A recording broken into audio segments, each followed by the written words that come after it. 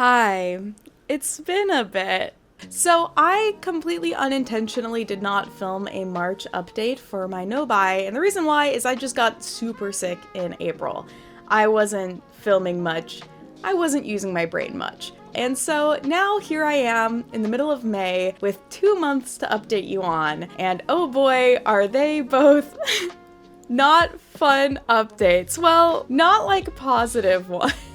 I'm gonna quickly go through my empties first here so you have a chance to hear. I think empties are really fun. I don't have too many for these 2 months, but I have some things that are kind of like exciting things that I don't usually empty out. So the first one is a perfume. So I had actually been going through this perfume sample. I believe this is a Burberry perfume. I got this sample from Sephora with my birthday, which I always forget that's a thing that you should try and do, is take advantage of those birthday samples. And I do really like this perfume. I typically tend to enjoy scents that are like a bit of vanilla or have, I hate to say a gourmand, but I guess kind of our lean gourmand, either with like a fruit or kind of a vanilla vibe. And this one I feel like is very not that. It is a very non-fruit, non-vanilla, not even like a sweet scent per se. I really liked it though. I did use it all up. What I'm going to be using next is a perfume from Tokyo Milk. I actually got a sampler set of I think 8 of their perfumes, and one of them is my go-to summer scent. I wear it all through summer. I think it's called Let Them Eat Cake,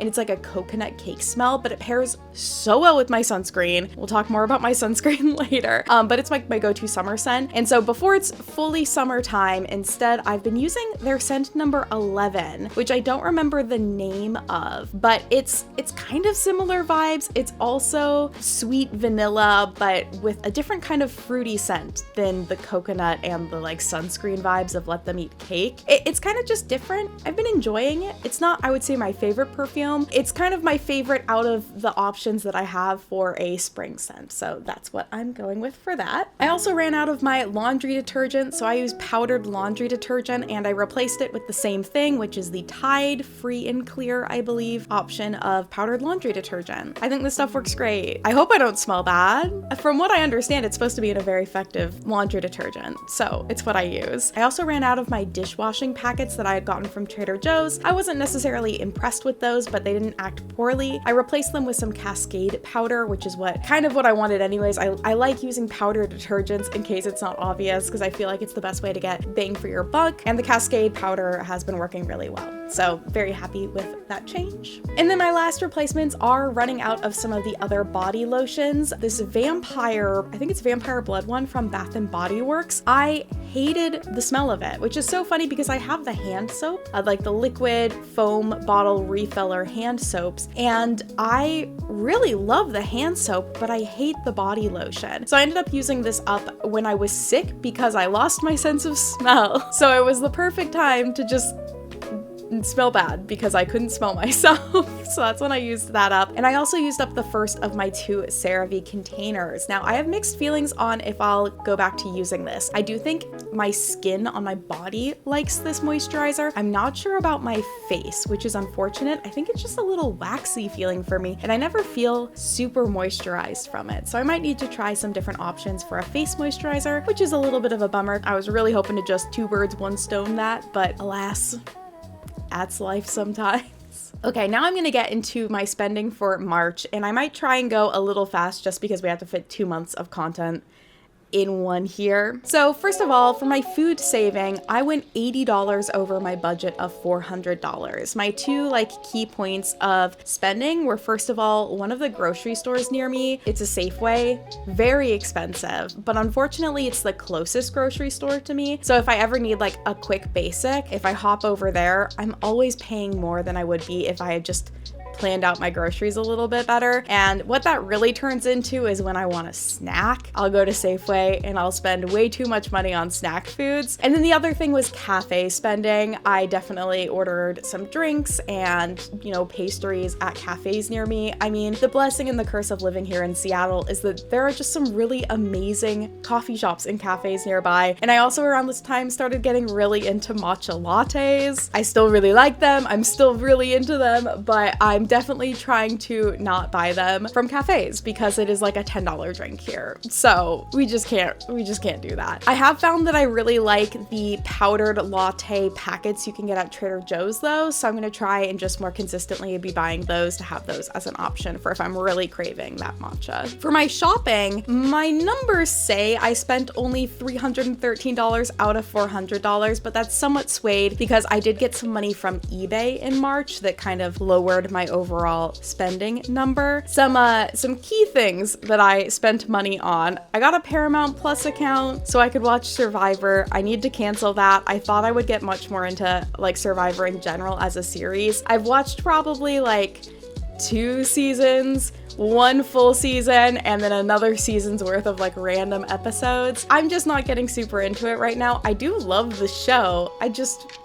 I'm not in a place to watch it, and Love Island UK starts next month, and I am going to probably watch all of Love Island UK, and I'll need a VPN for that. So I'm gonna cancel Paramount Plus, and then I'll get a VPN with the money I was spending on Paramount Plus. This month I also bought a new charging station for my phone and watch so I can charge them together. I like having a separate location where I like put them down that's away from my bed. So I'm not grabbing for my phone in the middle of the night, and I have an alarm clock so I don't need to use these for an alarm. I also did buy some clothes from Old Navy this month. I bought a dress and a shirt and a bra. The dress and the shirt I like. The bra doesn't fit me. Bras are always a little hit or miss with that though, so I'm not like kicking myself too bad. But it was also on clearance, so I couldn't return it, so I still have it, and I might donate it or see if it fits a friend. And then my 2 kind of big purchases for this month. The first was I bought a ticket for the Undertale concert here in Seattle. I'm a fan of Undertale, so when I saw they were doing the concert, I was like, oh my god, I have to go. I went to the Stardew concert they did last year, and it was fantastic, so very happy to see another one of those. And another bit of sort of big spending was I bought sunscreen. Now, for most people, I feel like they'd be like, how did you spend big on sunscreen? First of all, sunscreen isn't cheap. I guess we all know this. But second of all, I don't fuck around when it comes to sunscreen. I'm applying it, I'm reapplying it, I'm getting it in my scalp, I'm getting it on my ears. Like, I don't play about sunscreen. And I also really like vacation brand sunscreen. I love the smell of it. I like the texture of it. I like that it comes in SPF 50, which is my preferred SPF. I mean, I like, 90 plus if possible, but 50 is the normal on the market. So I got a big jug of it that I'm gonna keep in my bathroom, and then I also got 3 smaller bottles so that I could take those anywhere. I always keep one at my desk at work. I like to keep one in my purse or my backpack. Anywhere I might need it for reapplying, I like to keep that sunscreen with me. Which was not cheap and was also technically not a replacement, but I'm not going around not wearing sunscreen, so worthy investment for me. So that was all of March, and then of course we have April, which is when I got really, really sick. I'm not sure what exactly I was sick with. Totally could have been COVID, considering I lost my sense of taste and smell for a period, but it was the sickest I've been in years, and because of that, my budgeting just went out the window. I was not thinking about how much I was spending on anything, thus I spent a lot on a lot of stuff. For my food spending, I was at $761 out of $400. And again, a lot of that came down to I couldn't go to my more affordable grocery stores. And so I was stuck shopping at the expensive grocery store, Safeway, that's closest to me. And then that $761 also accounts for any like cold medicine that I was purchasing, because that was, again, through the grocery store, again, at a higher price than it would be if I hadn't bought it through there. So basically just like heavy spending, and I wasn't really purchasing things with budgeting in mind or like creating a meal plan. It was genuinely just like, what's gonna get me through the next few days, because I can't think enough to make better choices. So definitely was rough on the food spending. Also was rough on the shopping spending. Part of it was I was continuing to pay off my shoes, the running shoes I got. Oh my god, I spent $50 on Ulta for nail polish and razors.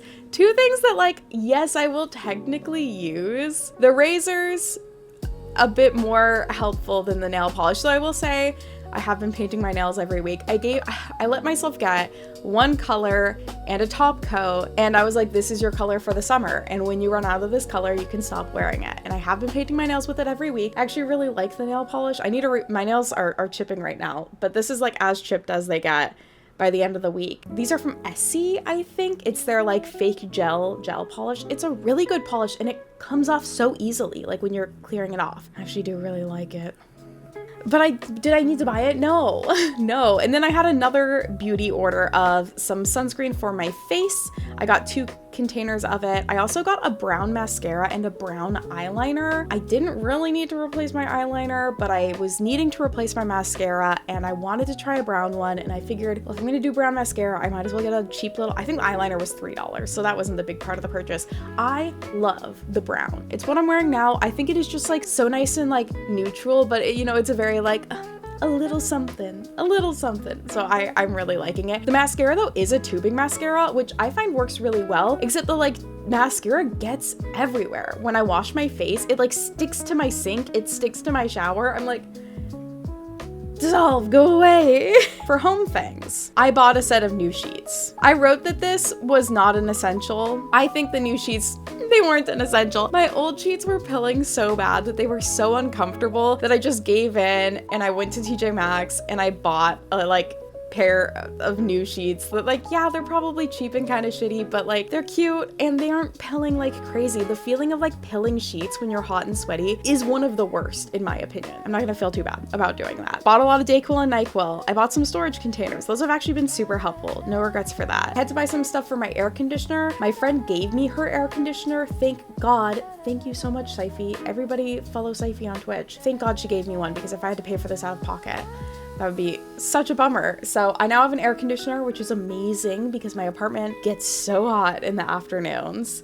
Something that was also not an essential, but I bought, was new glasses. Now, I also, now that I've had them for a while, don't regret these. I bought a new pair of day-to-day glasses that are pink and they're super lightweight and I really like them, so I'm not gonna be mad. And I also got a pair of updated prescription sunglasses. I had a pair of prescription sunglasses, but they were like 4 prescriptions ago, so they weren't quite right. And it just does feel great to wear sunglasses that actually are my prescription. And I like the shape of them, so I'm not too mad. I'm not too mad at myself for that. I did have some events, so I bought some extra torrent tickets for my friends to go to a torrent game with me, so that was $70. I did also spend $23 to go to the Tulip Festival. No regrets when it comes to events. I think events are worth it. For my entertainment, again, I paid for Paramount Plus. I also bought a book for $16, something I haven't done in forever, and not even a physical copy. I got an ebook.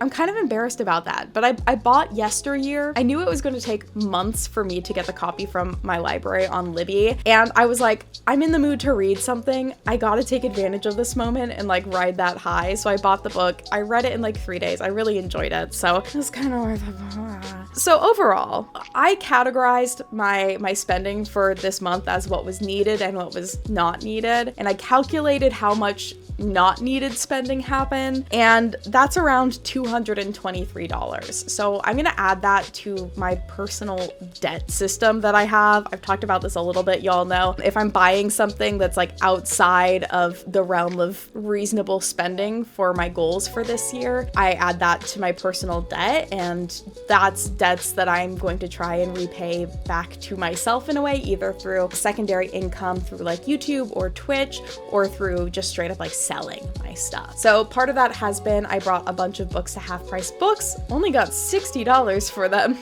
which isn't amazing, but I do have a stack of video games I'm gonna put up for sale. I don't have too many updates in terms of that like debt system for now. Hopefully next month I'll maybe like show you what that looks like, what my tracking for that looks like. I owe myself money, and again, that's money that came out of my savings, so I'm not really in debt. I'm not in any— oh, update from last video, because it happened while I was editing the video. I don't have any credit card debt anymore. I've completely paid off my credit card debt, which is very exciting. I haven't been able to strategically think through how I want to use my credit card going forward, so I've just been kind of like using it for whatever and then paying it off before the end of the month, and like that's just what the system is right now. But I'll have to, now that I'm like right mind again, come up with a plan for that. I'm gonna be selling some other books and video games on eBay. I also have a lot of clothes I need to look through. I really need to do a proper closet clear out and like go through my wardrobe and get rid of some stuff. So, and by get rid of, I mean hopefully sell on Depop, some of it. So hopefully that will help with the income, as well as posting some other content on YouTube. And I have a sponsored video on my main channel, which will help a little bit, hopefully, to replace the money in my savings. But thank you all so much for joining me. I hope that you all are doing well. I hope that your budgeting for yourself is going well, and I'll see you all next time. Bye-bye.